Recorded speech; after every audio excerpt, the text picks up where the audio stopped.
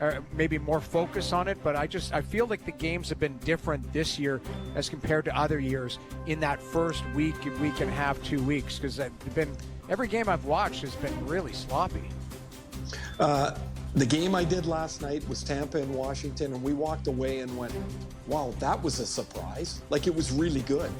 It was physical. It was it was intense, and we're like, where did that come from?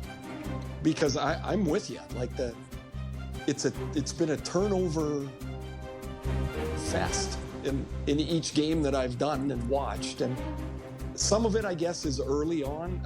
I got to thinking though, John Cooper told us, Vasilevsky and Kucherov and Point, they only played like a game and a half of preseason, and I'm like, yeah, what's going to happen next year when there's no exhibition? Yeah, right. Like that first 3 weeks of the season is going to be like this. And I mean, early hockey is so different than even a month from now. It just doesn't look the same. It is messy right now for sure. Yeah, and I can't imagine coaches are overly happy with the idea that every other coach is going through the same thing.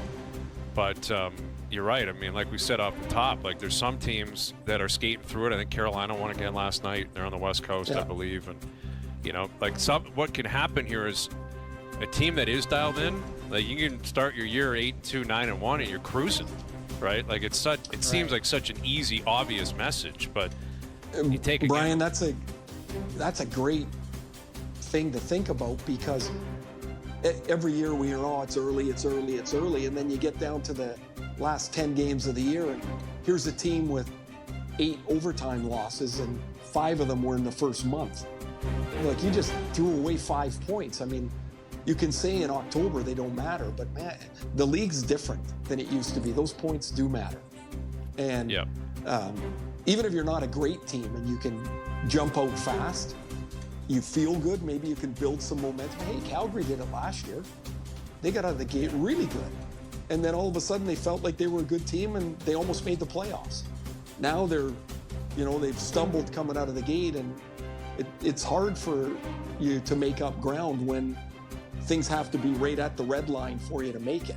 And these points are sloppy or not, I think coaches they'll take the points and run away right now. Absolutely. If you get them, you don't have to explain anything. Marty St. Louis last night probably wasn't ecstatic. And then Demidov, man, that Demidov kid, have you seen him live yet, Ray? He looks pretty good, man. Bell Center. I saw him in the playoffs last year, and I was like, oh my God, this guy's played 5 games. He's not scared of anything. Like, he was taking the puck and like diving into the traffic, and I'm like, man, he's just a kid. Like, he's a player, man. Like, and remember when he was drafted, nobody was sure was he going to come over, and they Dan Milstein, the agent, had him down in Florida. He has a camp down there every year for his Russian players, and there's the whole whack of head scouts go down to watch the camp because all these prospects are skating in one place, and they all came away and they're like, yeah, that guy's different. He's a player. Like, he's a rookie of the year, serious candidate. Yes, for sure. I mean, like, his ability, and I'm at the Islanders tomorrow. I can't wait to watch Schaefer play. When Scott Arniel says, yeah, he skates like Cale Makar, I'm like, oh my God, I got to go watch this guy play. So pretty pumped to watch him. And there's 2 of the guys that'll be up near the top of the Calder race.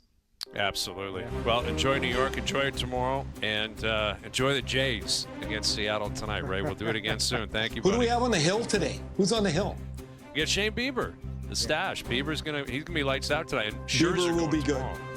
Bieber will be good. Yeah, you better win Game 3. Yeah, I know. Scherzer scares me tomorrow. But, hey, you got to win one, and then the rest will be history. We'll find out starting tonight. That's why you're the host of this show. You put things together like that. Exactly. Yeah. I point out the you obvious. two guys are really lucky. You two guys are really lucky to be. I make are. it sound good outside. and look good. Sound good and look good. That's all that matters. Fake it to make it, right? Yeah. Well, know you got that. half of it right.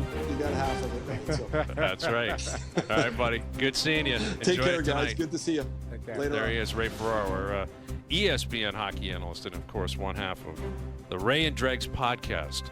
All right, out to Seattle we go. Tim Kirkjian coming up, also of ESPN, ahead of Game 3 tonight. We'll catch up with Tim next.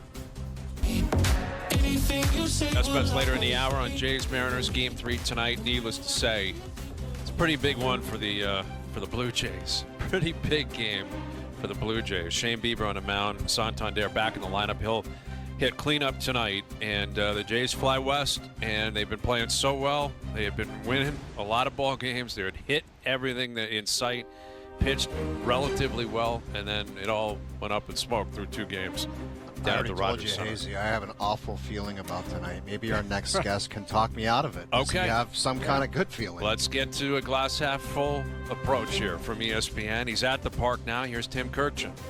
Tim, can you spin this positively for people in Toronto? Why should the Blue Jay fans back home be feeling good about their team going into Game 3 tonight? Did you guys watch the regular season in the major leagues? Yes. Did you watch it? Yes. Because if you watched it, you will know, and I know you watched it, that just when you think you understand what's going on, you realize that you don't. Just when you think this team, whatever team it is really good, it loses 6 games in a row. Just when you think that same team is really bad, it wins 8 games in a row. This has been the most unpredictable season that I have ever covered in 45 years. So anyone who thinks this is over, and that's Milwaukee, LA, that's Toronto, Seattle, they didn't watch the 2025 season. Anything is possible in this crazy season. Now, do I like the situation the Mariners are in better? Of course. Yes. Of course.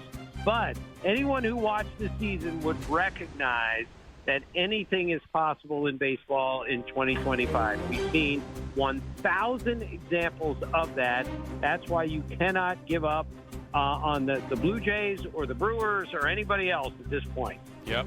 So you're saying, Tim, that Vladdy can totally flip the switch and be the hitter that he was against the Yankees? That can happen tonight? It will happen tonight? There are no guarantees. 2025 made sure of that. However, yes, he can flip it, and he can do exactly what he did in the LDS when he was devastating. The only player ever to get 9 hits and 9 RBIs in the first 4 games of any 4 games of a postseason. No one's ever done that. And yet all he's done since then is ground out to the shortstop, the second baseman, and the third baseman. But this is baseball. Anything can happen. He's a great hitter. It could turn. But let's face it, he is the critical piece here, and he's got to get this going. Otherwise, the troubles could continue. Yep, and everything you say about the 2025 season would apply to the Blue Jays. Maybe first and foremost, 94 wins. They win the East. No one saw that coming, and their backs have been up against the wall at different times, and they have come storming back. Also sweeping the Mariners in Seattle back in May. And that, I'm sure, is something they're trying to, take some confidence from. But O just mentioned Vladdy. Another, big portion of the lineup tonight is Anthony Santander, who's back in the lineup. He pulled himself from Game 2. He's not only back in the lineup, he's hitting cleanup tonight. Barger's moving down.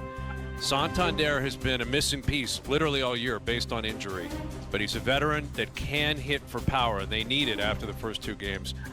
What is your level of confidence that Santander can supply that and be productive tonight for the Jays? Well, we asked John Schneider before the game, someone asked him, I didn't, who's your pick to click? And he said, I got a really good feeling about Tony. That's what he said. Really good feeling about Tony. So we'll see. He's 6 for 15 with 2 homers lifetime against George Kirby. And not many people have good numbers lifetime against George Kirby. And I also think it's important that you just put him right back in the cleanup spot where he hit 44 home runs last year for